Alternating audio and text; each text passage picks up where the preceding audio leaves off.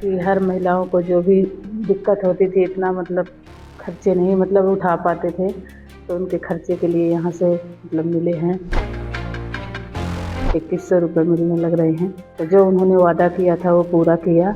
हाँ सुनो पाओ बेटा। कितने रुपये देते हैं अभी? 1100। महिलाओं के आर्थिक सशक्तिकरण की दिशा में एक ऐतिहासिक कदम उठाते हुए हरियाणा सरकार द्वारा दीनदयाल लाडो लक्ष्मी योजना की शुरुआत की गई है, जिसके तहत गरीब महिलाओं को आगामी 1 नवंबर 2025 से 2100 रुपए मासिक आर्थिक सहायता प्रदान की जा रही है। 10 फरवरी 2026 को दीनदयाल लाडो लक्ष्मी योजना के तहत 9,22,452 महिला लाभार्थियों के बैंक खातों में सीधे 193 करोड़ रुपए ट्रांसफर किए गए। अब तक इस योजना के तहत 4 किस्तों में कुल 634 करोड़ रुपए जारी किए जा चुके हैं। 1100 रुपए जो पर महीने महिलाओं को देती है सरकार, उससे आपको काफी मदद मिलती है। हाँ मदद मिलती है बेटा। पंडित दीनदयाल उपाध्याय की 109वीं जयंती के मौके पर 25 सितंबर 2025 को लॉन्च किए गए दीनदयाल लाडो लक्ष्मी मोबाइल ऐप के जरिए 10,51,029 महिलाओं ने आवेदन किया। इनमें से 9,22,452 महिलाएं पात्र पाई गयी। फरवरी 2026 से हर महीने 1100 रुपए सीधे लाभार्थी के बचत बैंक खाते में जमा किए जा रहे हैं, जबकि 1,000 रुपए सरकार द्वारा चलाए जाने वाले फिक्स्ड डिपॉजिट अकाउंट में रखे जाएंगे। हर घर हर गृहिणी योजना के तहत गैस सिलेंडर रिफिल करवाने वाली हमारी लगभग 12,62,000 बहनों के बैंक खाते में जो गैस का सिलेंडर है उनको 500 रुपये में मिलेगा, ऊपर की राशि उनके खाते में पहुंचाई जाएगी।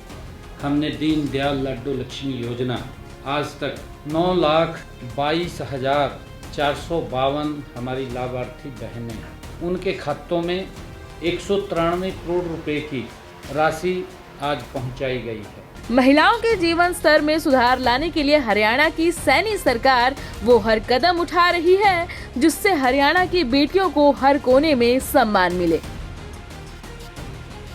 उत्तर प्रदेश की पोटेंशियल को परफॉर्मेंस में बदलने के लिए जो अब तक के हमारे प्रयास हैं और आगे के उन प्रयासों को कैसे हम और आगे बढ़ा रहे हैं, इन सभी मुद्दों को लेकर के यहां के बिजनेस लीडर्स के साथ हमारी अलग अलग चरणों में बातचीत हुई।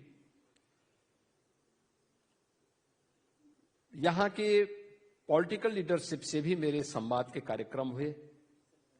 यहां के माननीय राष्ट्रपति जी से, यहां के माननीय प्रधानमंत्री जी से, यहां के हमारे डिप्टी प्राइम मिनिस्टर, यहां के इंडस्ट्री मिनिस्टर, यहां के होम मिनिस्टर और अन्य यहां के ऊर्जा मंत्री, इन सभी के साथ संवाद के साथ ही हम लोगों ने कई सेंटर का भी निरीक्षण किया। सिंगापुर में स्किलिंग के लिए जो कार्य हो रहा है, इस दिशा से मुझे यहां पर एक महत्वपूर्ण सेंटर आईटीई का कल भ्रमण करने का अवसर प्राप्त हुआ था। आज हमने यहां पर एमआरओ और सेट्स का भी वहां पर हम लोगों ने निरीक्षण किया और उस पूरे क्षेत्र का भ्रमण करने के साथ ही सिंगापुर और उत्तर प्रदेश इस विजन को आगे कैसे बढ़ा सकता है, इस पर भी अच्छा प्रेजेंटेशन और उन संभावनाओं को आगे बढ़ाने के बारे में भी इस बातचीत को आगे बढ़ाया है। मुझे प्रसन्नता है कि कल से अब तक हम लोगों ने यहां पर तमासेक, जीआईसी, यूएससी, सेट्स, यूबीपीएन, जीएसएस ग्रीन, शेपकॉर, ब्लैकस्टोन इत्यादि संस्थाओं के चेयरमैन एंड सीईओज के साथ हमारी बड़ी सार्थक चर्चा हुई है और अन्य बिजनेस लीडर के साथ भी अलग अलग चरणों में हमारी यहां पर बातचीत हुई। ये कल से लेकर के अब तक के इस बिजी शेड्यूल के बीच ये हमारे कार्यक्रम का एक महत्वपूर्ण पड़ाव है, जब पूरे सिंगापुर के आप सभी इंडस्ट्री लीडर्स के साथ में मुझे और मेरी टीम को संवाद करने का एक अवसर प्राप्त हो रहा है। आपने भारत की प्रगति को पिछले 10-11 वर्षों में एक नई आयाम को छूते हुए देखा होगा। प्रधानमंत्री मोदी जी के नेतृत्व में नया भारत आज दुनिया की एक बड़ी अर्थव्यवस्था के रूप में अपने आप को स्थापित करने की ओर अग्रसर हुआ है। और इस वित्तीय वर्ष के अंत में जो नेक्स्ट हमारा फाइनेंशियल ईयर है, इस फाइनेंशियल ईयर में भारत दुनिया की तीसरी बड़ी अर्थव्यवस्था के रूप में अपने आप को स्थापित करने में सफल हो जाएगा। आज जो भारत की प्रत्येक क्षेत्र में जो भी प्रगति देखने को मिल रही है, इस प्रगति के जो शिल्पी हैं और नए भारत और आधुनिक भारत के जो शिल्पी हैं, वो हमारे देश के यशस्वी प्रधानमंत्री श्री नरेंद्र मोदी जी हैं। और उन्हीं के विजन को हम लोगों ने यूपी के अंदर प्रभावी ढंग से लागू करने के लिए जो कार्य प्रारंभ किए हैं, हमारे इंडस्ट्री कमिश्नर ने आपके सामने यहां पे एक प्रेजेंटेशन आप सबके सामने प्रस्तुत भी किया। यहां के कुछ इंडस्ट्री लीडर्स ने भी उत्तर प्रदेश की प्रगति के बारे में आपके सामने और हमारे साथ जो अभी तक एमओयू हुए हैं, इन एमओयू के बारे में भी यहां पर कुछ महानुभावों को मंच पर आकर के आपके सामने एक फोटोग्राफ्स भी उनके सामने आपके सामने यहां पे प्रस्तुत करने का एक अवसर हमें प्राप्त हुआ है।